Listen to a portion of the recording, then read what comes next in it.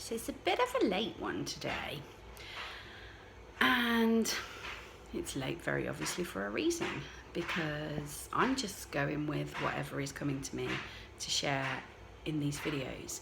And you know, today I was online a little bit, and one of the things about online nowadays, and one of the big changes in the world, is that we get to know about much more stuff than we ever did years ago, don't we? And the reason for that is because people will post and share stuff, and all of a sudden you will hear things that you just would never ever have known.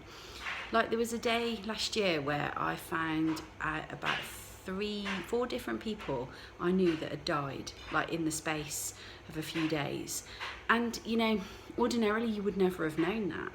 But today what I've heard quite a little bit of is about dis-ease. And I always break that word down, that dis-ease word, because it's exactly what it is. It is dis-ease in our bodies. And you know, I was watching a documentary last night that I recorded quite a while ago about Patrick Swayze, and it was talking about his career, his life, his illness. And you know, having experienced somebody with exactly the same illness as him, who lived their life in what was seemingly a really identical way, you know, you got to stop getting so stressed, everybody. You've got to like really look after your body, because the dis-ease in your body is caused not only by the stuff that we put into it, but by how you live your life and the energy in which you are living your life. Because you know, when we live our lives in a certain way, then dis-ease occurs in the body, and there isn't always a medical explanation, is there? A lot of the time there's a very logical how you lived your life explanation. Not everybody always wants to hear that. And I've seen a lot over the last few days about the big pharmas, and you know, just be aware, you have choice. There are a lot of choices out there, and you know, whatever your belief is, I believe that, you know, wherever there is an issue, as in like wherever there's a stinger, generally next to it there is a dock leaf. So you know, human nature is that way as well.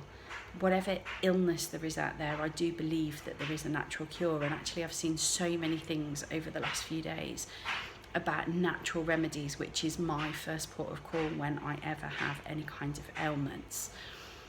But you know, the video today is very much about take a step back, look at your life, and how are you living it? Are you living it in a really happy way? Are you living it in a really stressful way?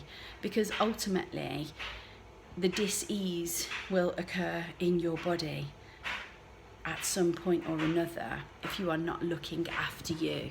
And isn't it funny how dis-ease occurs more in some countries than others? Not really. But hey, the positive of all of this is that everything can be worked out. Everything is changeable. Everything can be figured out in some way, shape or form. So as long as you've got the belief and the will that you can actually do something about this, then you absolutely can. So we've got 2 days now. Maybe you're already in the weekend when you're watching this video. Whatever you're doing, make sure that it's happy. And if there's stress and crap going on, well then look at what you need to do to change that, because it can lead to a very, very short life. You know, I'll leave you with this final thought.